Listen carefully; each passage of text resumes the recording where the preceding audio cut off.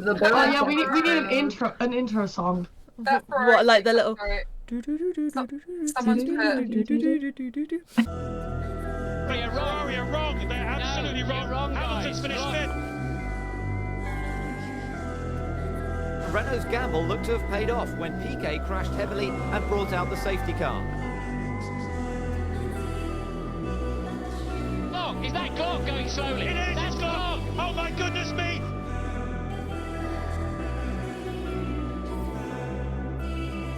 Eyeliner on from here.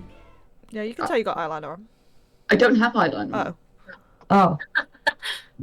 You're just pretty. Oh, fuck off. Oh my god. What the fuck? Okay. Hello guys and welcome to the Parc Femme channel. We've got a little something new for you guys today. Throughout the entirety of October, every single Friday, you will be able to catch a fun little Formula One conspiracy theory video. So welcome to episode 1 of the F1 conspiracy theory Videos. Series. We're going to be covering a few different ones this month, and we thought it was only fair, seeing as this one's been speculating around a lot again recently, like a lot. It's one of the biggest. One of the biggest. It is the conspiracy surrounding the 2015 pre-season test. And if you don't know what that is, then you clearly live under a rock. I think this is genuinely something like new fans and old fans will know. Yeah, it popped up like recently, like everywhere. But like I only found out like the other month from my friend telling me. Like I didn't know until then, and I think it's definitely interesting. Yes, for sure. So to give you guys an overview of the 2015 preseason test, it was on the final day of testing out in Barcelona, and after Fernando Alonso had completed 20 laps, he mysteriously crashed in turn 3. It was a low-speed accident, and that is what speculated all of what is about to come. Back then, Fernando Alonso was racing for McLaren at the time. They were, testing the car, as you always do. And as we said, he was 20 laps in. And going into turn 3, he had a very, very low speed crash. We say very, very low speed. It was, 65 miles per hour, which is obviously still fast. However, 60 miles per hour. However, it's slow for a Formula One car to be crashing. He was further airlifted to hospital from the track, and the team stated that it was due to unpredictable gusty winds. Quotation marks. Several drivers had reported that turn was proving to be difficult due to the wind that day, and on this day we did in fact see 6 red flags. One of them being the other Spaniard on the grid, Carlos Sainz, who crashed his Toro Rosso at turn 3 also. The difference was the speed and the damage to the car.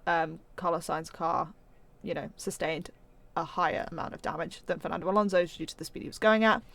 And Fernando Alonso went on to spend 3 days in hospital after the impact.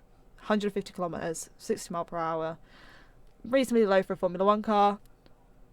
Bit weird that you would then go to spend 3 days in hospital after that, when you see nowadays drivers will get, go off much higher, spend a night and get written off immediately. He also then went on to miss the first race of the season in Australia, and this was his first. This was he just joined the team, so it was a bit weird that he was then joining McLaren and was missing the first race of the season over a small crash from a little bit of wind.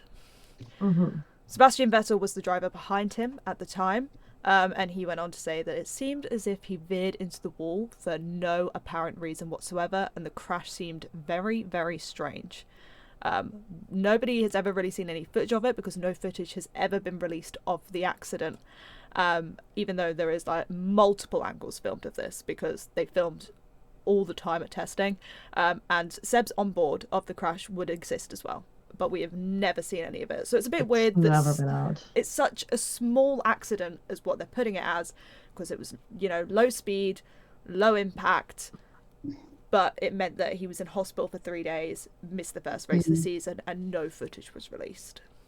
Yeah, there was a lot of secrecy around it. Yeah, definitely. So There's a lot of much. lies. I think I'm gonna go into detail, but there's so many like back and forth. Like they said one thing and then they retracted that statement and released a different statement. So it's very, very weird. Very, very, very weird. Now, I've written down the conspiracies. Whether they are in any sort of order, I don't know. But one of the first and one of the main kind of conspiracies was that Fernando Alonso fainted behind the wheel, and that is what caused the crash. So he was driving, he fainted, and obviously then had no control over his car and proceeded to crash. And apparently, they refused to air that this information was the reason why, just so that people wouldn't question his health or whether he should continue racing, because, why else would you be fainting behind the wheel of a car unless something was seriously, seriously wrong? And another was that Fernando was unconscious and that he was unconscious for a few moments after the crash, which the team originally denied. The team originally denied that he did not fall unconscious behind the car. Whether that was while racing, whether that was after, they stated that he never fell unconscious originally. This was later debunked, as you can say, because Ron Dennis came out later and admitted that the exact same week of the crash, so immediately after he said no, he didn't go unconscious, and it was about 5 days after he came out and said that he was unconscious for a few seconds after the crash. So Ron Dennis came out and basically was just like, hey, okay, he crashed, he was unconscious for a few seconds, then he was fine. But he did further further denied that he lost consciousness before the crash. So it started off with he didn't fall unconscious at all, to he fell unconscious, to no, actually, he wasn't unconscious before he crashed, but he was unconscious after he crashed for a few seconds. How you would then fall unconscious after such a low speed crash? Yeah, Weird. I don't buy Yeah, it. that's still Not adding not up. usual. Yeah.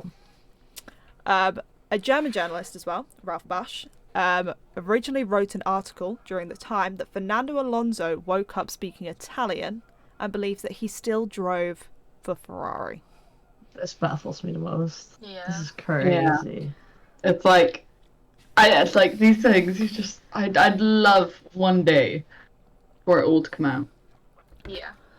and especially the next one is even more crazy. A Spanish newspaper. I forgot to write down which Spanish newspaper it was. But a Spanish newspaper claimed he'd lost his memory and believed he was in 1995, bearing in mind that this happened in 2015, so 20 years. And it took a week for him to recover. And apparently he came out and said, I'm Fernando, I race karts, and I want to be a Formula One driver. There was another thing that came out as well, that he said he believed he was 13 when he was in fact 21, and it took a week for his memory to return, and they say his memory loss has changed him, and that's why he's still racing at 41 when most drivers would have retired by now. Yeah. It's Yeah. like the whole memory loss thing. I think bad. that's quite scary as well, Yeah. because like no one knows It's anything. so weird. Which I think the memory loss one really, really ties in with this, because if you think how else Yeah. would he be able to lose his memory? The biggest conspiracy theory around this is that he was in fact electrocuted by his car. And that while he was sat in the seat, he was electrocuted by Honda's ERS system. And that... Which is quite new as well, obviously. Yeah. Yeah. And it's also been conspired that this was all kept hidden, like him being electrocuted was kept hidden because Honda's reputation, because they had just rejoined Formula One, and if they just joined Formula One and someone finally got electrocuted by them, it was not going to look good. Yeah. Former Formula One driver Fabrizio Barreza claimed he knew from sources. Okay, he knew from sources that he knew Fernando Alonso had in fact been electrocuted. Which is a very, very big statement to put out there if Yeah. it's wrong. Very big. He also stated that he took a 600-watt hit with serious consequences, including difficulty focusing and temporary obstruction of the veins. Which, very, very big statement to put out if it is just a conspiracy. Yeah. Especially Yeah. from a Formula One driver. Like, if a doctor would say that, or someone who treated him, then I'd be like, well, maybe another driver? Like, that is... As an Yeah. ex-driver, it carries some weight. Like, you sit there, like, you wouldn't sit there and throw around. Yeah, they wouldn't straight up lie. No, especially not sort of, especially when it could damage his reputation if it came out and, he just put out a lie. Yeah. Like, It's quite scary because it's not anything you think about. Like, you think about, people could get electrocuted by, like, the hybrid system and everything like that, and you see them, maybe the drivers or the team messing around with, like, the hooks that they've got in the garage. Yeah. But, like, seeing this kind of thing, it's like it's scary because you think, like, even if this did or didn't happen, it could. Like, I nothing, don't know like... whether it is a thing, but Celeste, as a marshal, you sort of know. Is it you're not allowed to touch the car until you're given a certain signal Yeah, because of there's- it being electric? Like, because there's electric components. Yeah, you sometimes see drivers like jump out of their car, like literally jump. You saw it with Seb, I think it was Canada, where he jumped so high out of the car because when there's a green little light on top of the car, and if that's not green, you cannot touch the car. If you touch the car, you will get electrocuted. But that's why you see drivers jump out. I'm not sure how that is inside the car. Yeah. With the drivers being inside. I know the whole body frame and the bodywork is like loaded with electricity, but I'm not entirely sure how that is from being inside of the car. Yeah, obviously this is like 2015, so this is like pretty new to the hybrid system. There's not so much of like a survival cell as there is now. And I remember reading something somewhere, who knows where, that like it took a while for the marshals to actually like gain access to the car as well, and like therefore like it being a while until it was airlifted and everything, which I think just like it makes it even more interesting because it's just like, God, like what happened. And I wonder what if obviously there were marshals on site, like I wonder if the marshals know anything. Yeah, That would be quite interesting, see what they think. Yeah.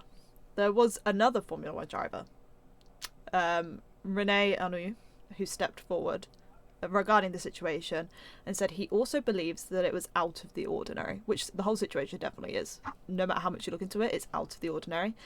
And he stated that he himself has driven in Formula One and he knows exactly what he's talking about. He went on to say that the impact was lateral, more of a glancing blow, and it does not explain the damage to Alonso. He also went to say that he firmly believes that Alonso felt wrong at the steering wheel, and he also believed that the wind was an excuse. Which makes sense because Fernando Alonso in the paddock, when he finally returned, denied everything and saying he suspected an issue with his steering column, which locked his wheel to the right. Yeah, he completely contradicted everything the team really said. When he was in the paddock, he said that a small gust of wind physically could not do that to the car. And that not even a hurricane could move the car at that speed. And especially with Fernando Alonso and his talent, like, it's not like it's some kind of not talented, like, it's not like it's a rookie, it's not like, it's someone who doesn't have a lot of experience. Yeah. It's Fernando Alonso. At this point, he was a 2-time world champ. Yeah, but even then, when you're in like a normal road car, you don't get a gust of wind. I know obviously they don't weigh nearly as much as a normal road car, but you don't get blown to the side of the road and crash into a fence because of a gust of wind. Yeah. Like, it just doesn't, like, No. obviously they get affected, they'll have to turn sort of into the wind a bit more, like, if it is coming sort of across the track, but not to the extent to cause him to crash the way he did and the response it got. Yeah. We've seen like cars spinning because of like a gust of wind, like suddenly came on track, and we saw them like sort of struggling with the car or sometimes spinning around, but crashing is a whole other level, especially with the speed he crashed and everything. It doesn't make sense to be a gust of wind, in my opinion. Yeah. Well, the corner as well, sorry, just quickly. The Yeah, corner go as for it. well. surely there's some sort of a runoff area between, not a runoff area, but you know what I mean, like sort of grass and that lot. So if it was a gust of wind, he had that sort of distance to have been able to sort of correct it. Unless there was something wrong with the steering and he was locked to the right. But if it was a gust of wind, you sit there and think, well, he's got enough time between then and the wall, especially going so slow. It's not like it was a split decision. He would have had time to correct himself before going into the wind. Into the wall, sorry. See, I thought I noted 100%. this down, but after scrolling through, I cannot see where I've noted it down. But I remember it in my head that it was said that what it came out and said is that his steering wheel, like the steering column, had locked in place, and his wheel was then locked to the right, so he could do nothing about it. Which, you know, that could literally be it. But it still doesn't make sense as to why he fell unconscious for multiple seconds after, was withheld in hospital for 3 days, and missed out on the first race of the season. Yeah. Go for it. What I think is also interesting is there has to be someone on the track who was at that scene, who came to the crash and said, this man needs to get airlifted to the hospital. Yeah. You don't just make that decision. You don't just say, we need someone to be airlifted to a hospital. That is... If someone is just crashed and he's like, oh yeah, I'm fine, maybe have some sore neck or something like that, they say, well, we get the medical car out and you will get checked by the medical team. But to be airlifted, there has to be something serious. Yeah. He must have definitely been unresponsive at the time. I believe he was unconscious, because I don't think there's any else, like how he got airlifted. Like, why would you airlift the driver? And it's not like it's going in an ambulance. It's like that. Yeah. So either like risk to life. Exactly. Yeah. So either the unconsciousness, or maybe that he did say something that didn't add up, like the memory loss. I think it's hard to believe, but I would love to believe, because it's not for him, obviously, but it's like this. It's a big story, and it will sort of I don't know, but something like that. It has to be something serious for someone to go, we need a helicopter. Yeah. Some of the truths that came out of it, though, whether you use these to debunk any of the conspiracies or further prove the point of the conspiracies, was that obviously Fernando Alonso was knocked unconscious. And as I was saying earlier, Ron Dennis later admitted that same week that he was unconscious for a few seconds after originally denying it, but further denied that he lost unconsciousness before the crash, obviously, which we went through earlier. But for a few seconds, unconscious for a few seconds, you know, the marshal wouldn't have even been anywhere near the car. Yeah. At that point. It was not a normal testing accident. Ron Dennis originally claimed that it was a normal testing accident, but after the long hospital stay and the absence from the Australian Grand Prix, it was suggested completely differently. Yeah. No incident like that, you know, results in 3 days as it stands, as it just being a racing incident.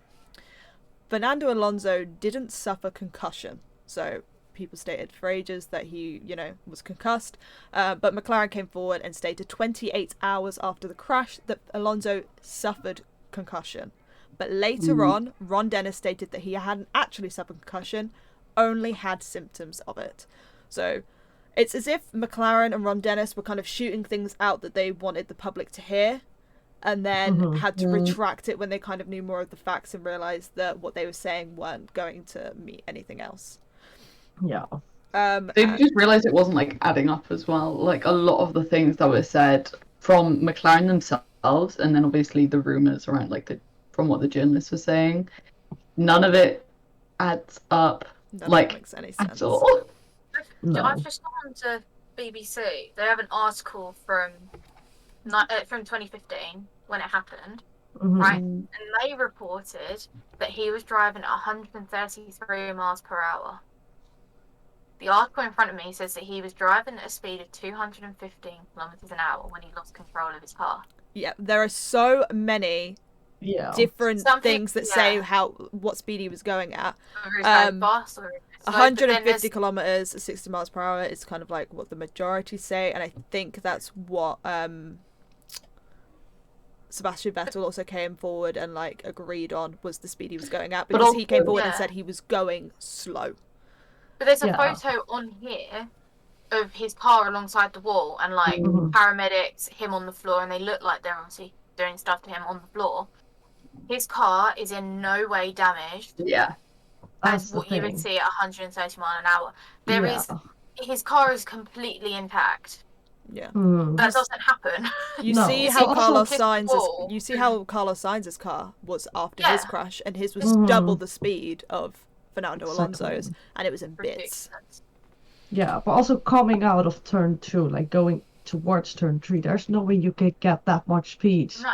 Yeah, going into turn 3. And it's Fernando Alonso of Barcelona. That's the track he probably knows the best on the calendar. Yeah, exactly. Spanish, it's its home track. He knows what he's doing. So that's completely irregular itself. Yeah, there's no way this was just a regular testing crash, as McLaren put out to be. The only other facts, obviously the truths that we still have from the whole thing, is obviously back to what we stated earlier, that Fernando denied that it was caused due to a small gust of wind, and then he stated it was the steering locking, which, you know, obviously the three conspiracy. Well, obviously what McLaren put out was that it was the wind, and it was clearly not the wind, even agreed by their own driver. So you know, and he's saying it's the steering. You're steering locking and you're going off at that miles per hour. To what happened after. I was going to say, it doesn't explain the hospital trip. Exactly. 3 days of hospital and missing out on the Grand Prix. Why? Yeah. And you don't just miss out. Exactly, and that doesn't explain that. Like, obviously, like, how we talk about it now, like, you know, like, say mention Zhou's crash in Silverstone. Yeah. He only went to hospital for that. Like, to miss, like, to go to hospital for 3 days, miss the next Grand Prix, you can't say you're unharmed from that. Like, it's Fernando Alonso. You could, like, cut his leg off and he'd probably not, like, he'd be like, no, I can still drive. Yeah, literally. But it was the fact that after everything, several teams stated they were going to boycott the Australian Grand Prix due to safety worries. Yeah. Why would teams agree to boycott the first race of the season over safety worries if it was just a problem with the steering column? That is easily fixable. That puts me back to, like, the ERS system, like, failing, or because every car had it. Yeah, every car had it, and I'm not sure how specific they were in 2015 with, like, the data they shared and they could see from other teams, but I'm pretty sure they had to some extent, like, data from the other teams. So they would see, like, maybe a failure in whatever the ERS was triggering. But that, for me, that makes sense why the teams would say we're not racing this weekend, because it could be too dangerous with these new ERS systems. So that puts more truth towards that. But that is, it's so complicated. There's so many factors. The thing is, though, obviously this wasn't the only weird scenario Fernando Alonso has been involved in the entirety of his Formula One career.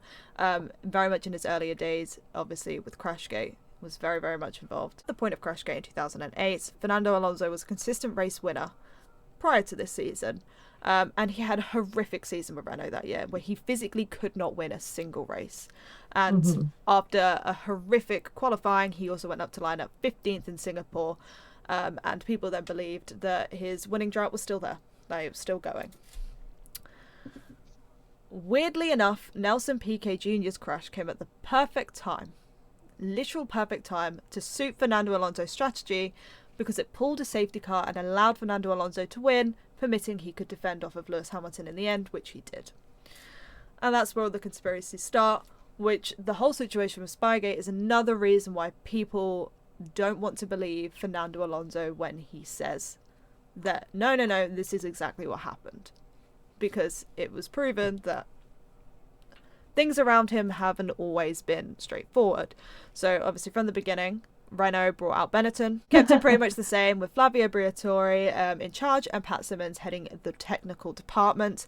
Fernando Alonso was promoted from the development driver to full-time in 2003 with Renault and took his debut win and the team's first win since 1983, where he then went on to win the drivers and constructors in 2005 and 2006, and then mysteriously left to join McLaren for 2007 with the rookie Lewis Hamilton.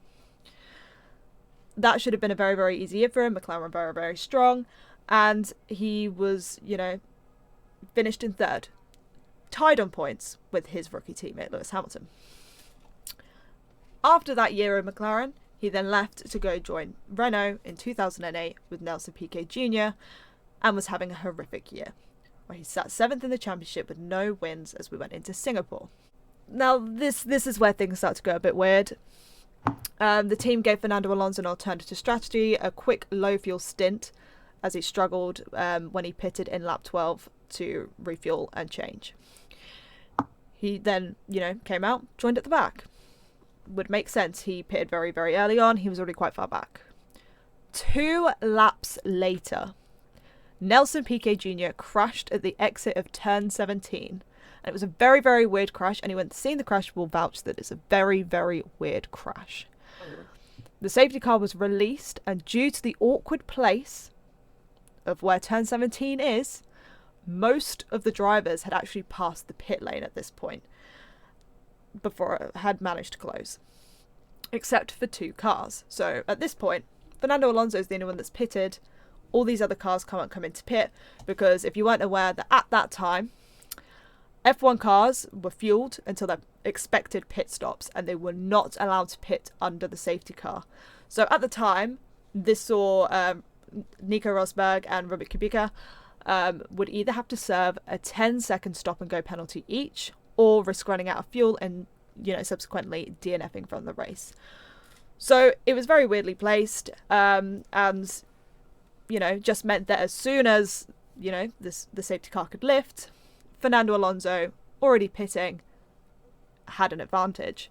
The safety car then obviously caused all the pack to close up together, and once the pit opened, everyone bar Fernando Alonso and the others, that were able to pit, all piled into the pit, which caused an excessive amount of chaos. If you think you see chaos in the pits right now in Formula 1, this was another level.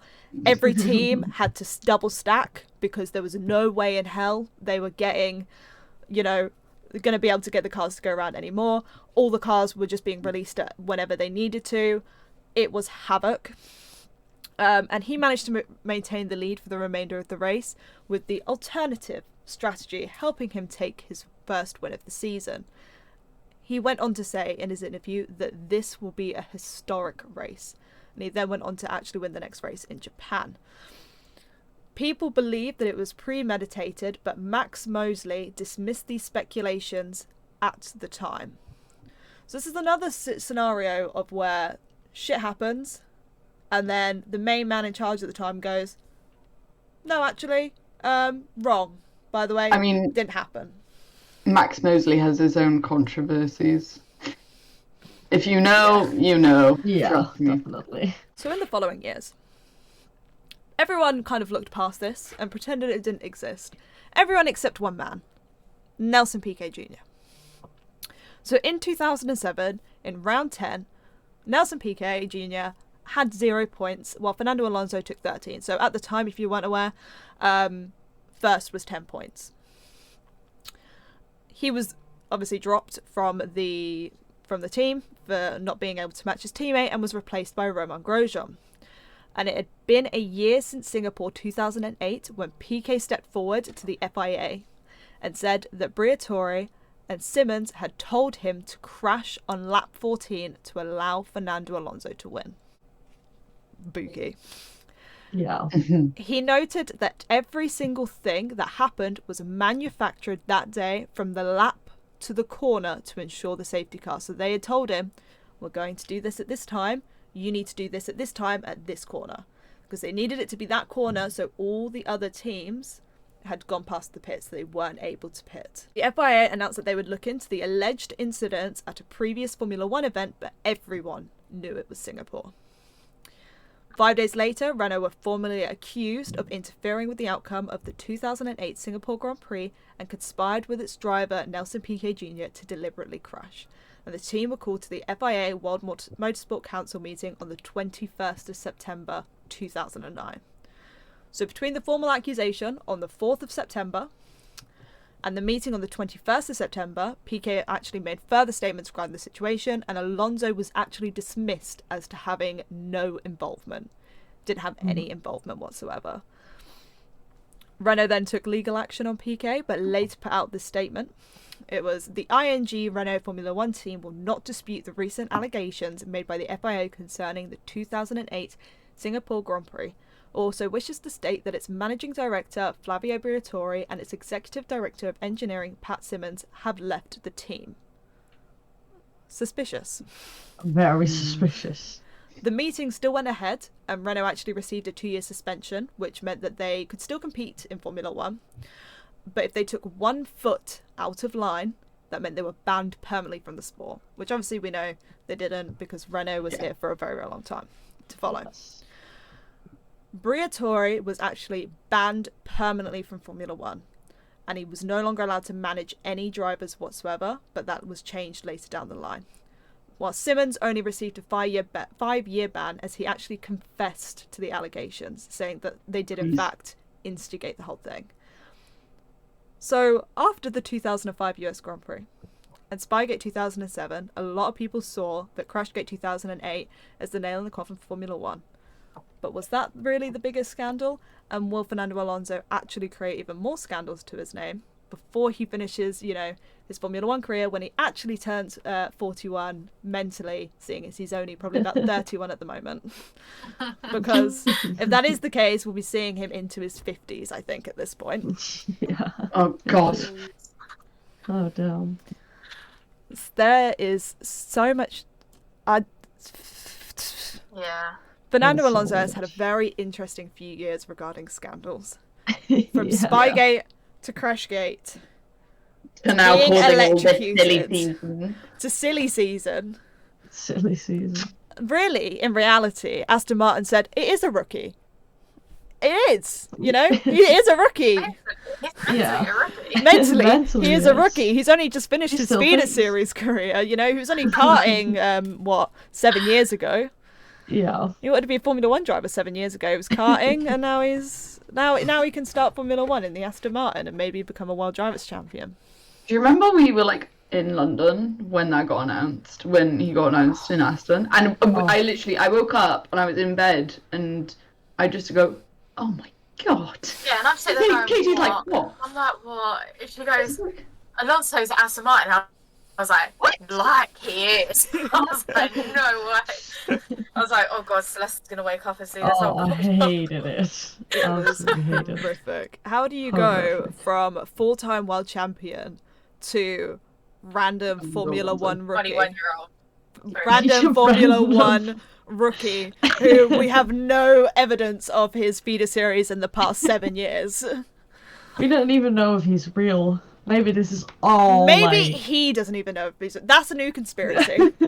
It wasn't Fernando Alonso in the car. Fernando Alonso thinks Maybe he's it wasn't dreaming. him. The new conspiracy that wasn't actually Fernando Alonso in the car when it happened, and they actually electrocuted a random young driver, and he actually eventually was put into a coma, Oh, okay. right?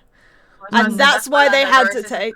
That's why they had to take the 3 days. The 3 days in hospital was because that's the 3 days the guy was in the coma, and Fernando Alright. Alonso refused to drive in Australia because he felt so bad for the incident that occurred. Yeah. Sure, okay, that's Okay. a good way to Yep. Yeah, we have a new one. Thank do you. that. Thank you. I solved the mystery of We solved the this. conspiracy. Yeah.